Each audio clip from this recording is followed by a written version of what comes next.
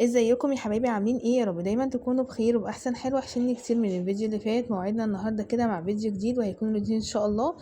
بصراحه كنت راجعه من الشغل مش عارفه اعمل اكل ايه، وطول ما انا ماشيه محتاره اعمل اكل ايه. حيره الاكل بتاعت كل يوم ديت، واوحش حاجه لما تكوني مش كاتبه منيو اسبوع او ما عندكيش لحوم في البيت وبتجيبي اول باول. بجد الموضوع بيبقى رخم جدا وصعب، ما بتبقيش عارفه تجيبي ايه، وفعلا بيهدر معاكي ميزانية كبيرة جدا. فيعني انا بنصحك ان انت دايما يكون عندك حاجتك في بيتك، لحومك في الفريزر. تكوني كاتبه منيو اسبوع، وده انا ان شاء الله باذن الله ناويه اعمله يعني في خلال الشهر الجديد ده، شهر 9.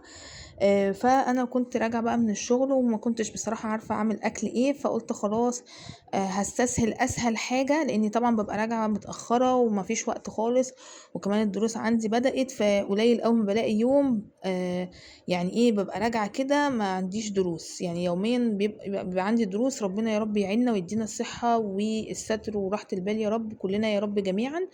فالمهم ان انا قلت كده هجيب ايه، بطاطس. جبت ب20 جنيه تقريبا بطاطس، وقلت هعملها أكلة النهاردة. طبعا البطاطس يعني ايه بقيت اجيبها كده بالحسب الاستخدام بسبب سعرها الغالي، وفي نفس الوقت زي ما قلت لكم انا مش بنزل السوق اول الاسبوع، فما بيبقاش عندي حاجة. فكل ما بحتاج حاجة كده بجيبها، ولو ان النظام ده مش عاجبني خالص، لان زي ما قلت لكم بهدر في الفلوس جامد جدا، يعني بقعد اصرف كمية فلوس رهيبة. وبحس ان المصروف بيخلص معايا على طول. كمان كده جبت وركين، الوركين قطعوا معايا حوالي 65 جنيه.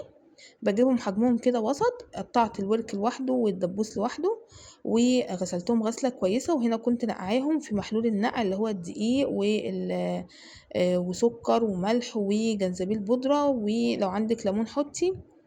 بس فضلت بقى نقعهم كده شويه لحد بس ما قشرت البطاطس وقطعتها، ورحت قلت بقى ما بديهاش، هحط كله على بعض ني في ني كده على بعضه، واعملها صينيه بطاطس بالفراخ ومعاها رز كده بالشعريه، وخلاص على كده.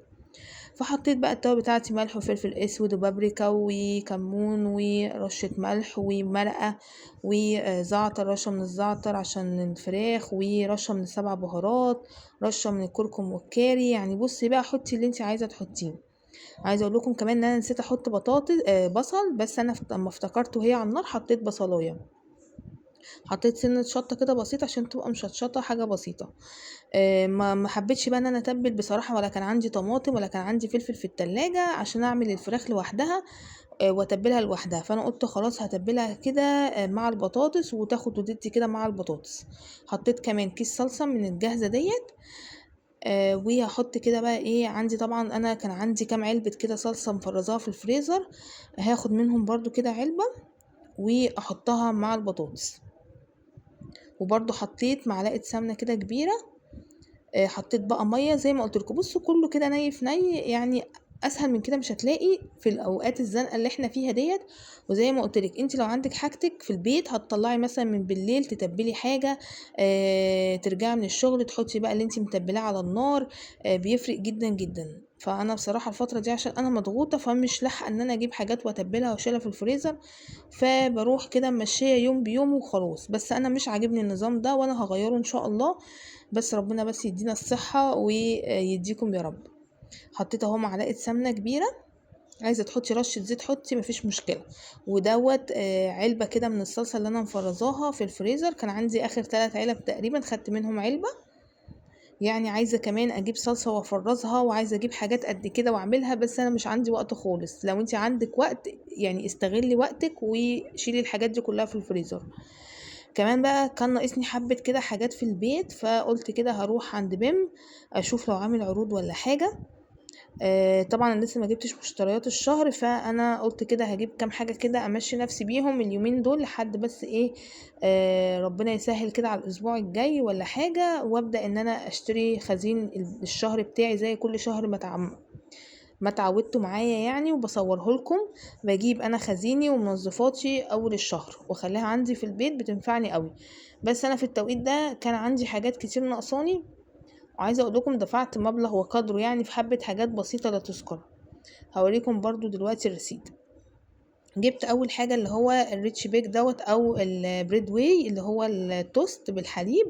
ده 500 جرام، وده كان عامل 50 جنيه. يعني انا اتذكر انا كنت بجيبه اخر مره كان ب37 جنيه ونص. دلوقتي وصل ل50 جنيه، بس انا بصراحة اولادي نفسهم فيه جدا. فطلبوا، كانوا بيطلبوه مني بقالهم مدة، فقلت خلاص اجيب لهم كده التوست دوت. وهو وزنه 500 جرام.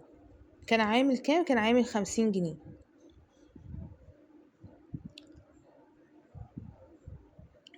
لو انا هناك بقى لقيت عرض على مكرونة الملكة اللي هي ملوكي ديت. كانوا عاملين عليها عرض ب10 جنيه ونص تقريبا او ب11 جنيه. انا بصراحة مش متذكرة الاسعار قوي، لاني انا هوريكم برضو الريسيد، مش عارفة يعني، في حاجات هوريها لكم اسعارها وحاجات لا، فاللي هفتكر هقول لكم عليه. دوت اللي هو 400 جرام، اللي هي الملكة اللي هي اللون الازرق ده. اللون الاحمر ما كانش عليها عرض، اللون الازرق هي اللي كان عليها عرض، وكان على عرض على السباكيتي والفرن واللي هي الصغيرة بتاعت الكشري ديت، ومفيش اي انواع تانية، هما التلات انواع دول بس. فانا جبت كده من كل كيس، من كل نوع كيس، قلت برضو مش بيخسر يعني، لو احتجت حاجة في خلال الاسبوع دوت اعملها منهم، عبال زي ما قلت لكم اشتري مشتريات الشهر.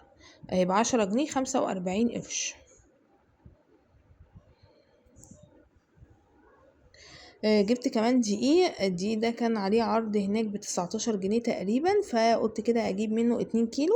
ممكن ما اجيبش بقى في مشتريات الشهر، ممكن اجيب كيلو واحد بس، لان انا بصراحة جبت 2 وانا عندي كيس في التلاجة، فكده 3 كيلو دقيق، فممكن ما اجيبش دقيق من مشتريات الشهر اللي هو شهر 9 ده. هشوف بقى حسب الميزانية واشوف حسب استخدام. زي ما قلت لكم كان عامل 19 جنيه. في انواع تانية عاملة 20 و سوري 22 و25، بس انا جبت دوت ب19 جنيه. وعلى فكرة ده برضو نوعه حلو، انا كنت بجيبه زمان يعني، انا مجرباه قبل كده. انا هنا كنت بشيلكم بس بالرصيد عشان خاطر ايه ما توهش منكم، واقول لكم على كل حاجة. لو وصلتي معايا لحد هنا ما تنسيش بقى تحطي لايك ودعوة حلوة كده منك ليا. شكرا جدا لكم على وقفتكم جنبي الفترة ديت. الحمد لله على كل حال. انا بدأت يعني اتحسن شوية، بس يعني الحمد لله لسه تعبانة شوية. مش تعبانة جسديا قد ما انا تعبانة نفسيا، فالحمد لله على كل حال. بصوا بقى، ما كانش عندي زيت خالص، لدرجة ان انا كنت بستخدم زيت التموين في الاكل، وانا ما بحبش كده ابدا. فانا قلت كده هجيب لي ازازة يعني همشي نفسي بيها، هي دي 700 ملي. كانت عاملة تقريبا 45 جنيه او 44 جنيه. جبت كمان جن اللي هي بطعم الزبدة النيوزيلندي دي، جبتها من هناك، كانت عاملة 69 جنيه.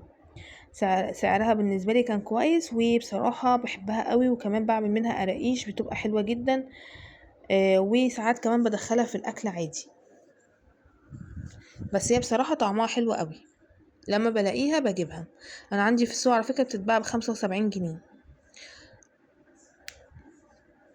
جبت بقى كده حبة توابل جاهزة. بصراحة كان بقالي شهور ما جبتهاش، فانا بصراحة كنت عايزة اجيبها. جبت خلطة البرجر دي.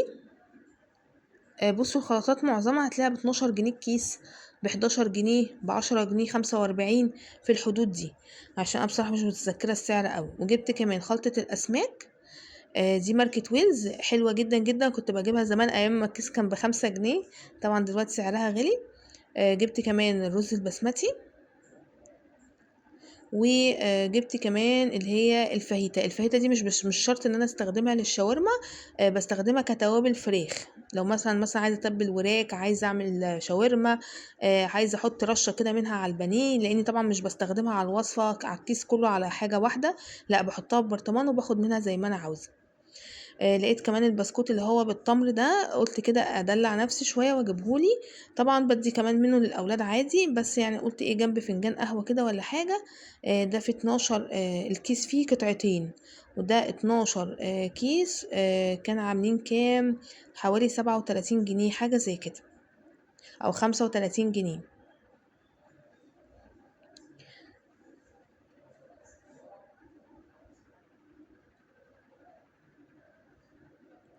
الحاجة اللي بعد كده اللي جبتها، جبت الأعشاب اللي هي الشاي الأخضر بالنعناع دوت. ماركة جرين وود، وهو بيبقى فيه 20 ظرف، وكان عامل 18 جنيه 75 قرش تقريبا، في الحدود دي برضو. اهو الماركة ديت، انا بقالي مدة طويلة برضو ما جبتهوش، كنت معتمدة على الأعشاب النعناع اللي عندي، لأن كان عندي منها كمية كبيرة. فأنا قلت مش مشكلة أي حاجة أشربها على الريق أول ما أصحى، مش شرط يعني ده. بس بما اني بقالي مدة كبيرة ما جبتوش، فانا قلت ايه اجيبه يعني. جبت كمان كيس ميلك لاند دوت اللي هو اللبن اللي هو مش عارفة وزنه تقريبا 425 ملي حاجة زي كده، وده كان عامل 15 جنيه. بصوا بقى كمان بالنسبة للتوست، انا بصراحة ما بقدرش ان احنا ناكل كده التوست عليه جبنة، فلازم يكون عليه نوتيلا. وبما ان انا جبت توست والميزانية باظت، فيعني قلت يلا ندلعهم بقى ونجيب كده برطمان النوتيلا ده كان 250 جرام ماركة دريم. كان عامل 88 جنيه ونص حاجة زي كده او 89 جنيه. فبصراحة هو سعره غالي مش رخيص، بس يعني قلت بقى ايه، مش مشكلة يعني. وبصراحة على فكرة يا دوب كفى التوست بالعافية، هو ما فيهوش كمية كبيرة ولا حاجة. بقيت كده احط لهم التوست في التوستر اللي عندي، وبحط كده عليه شوكولاتة، وبتبقى حلوة جدا جدا. الحاجات دي اللي انا جبتها، ودي المشتريات اللي انا جبتها، وده الروتين بتاع النهارده. للاسف ما نسيت ان انا اصور الاكل، لاني كنت مستعجله جدا جدا. هنا كنت عايزه اوريكم الفاتوره كانت عامله كام. كانت عامله 400 وحاجه، 430 جنيه حاجه زي كده. اهو بصوا 428 جنيه 45 قرش، قولوا 430 جنيه في حبة الحاجات البسيطة دي. بجد ربنا يعيننا ويعين الغلابة ويعيننا كلنا على الأسعار والغلو اللي احنا فيه. يا رب يكون بقى النهاردة الفيديو عجبكم واستفدتوا منه. اسفة ان انا ما صورتش الغدا بصراحة، ما لحقتش خالص، ما كانش عندي وقت. فيا رب بقى يكون الفيديو عجبكم. اشوفكم على خير، مع السلامة.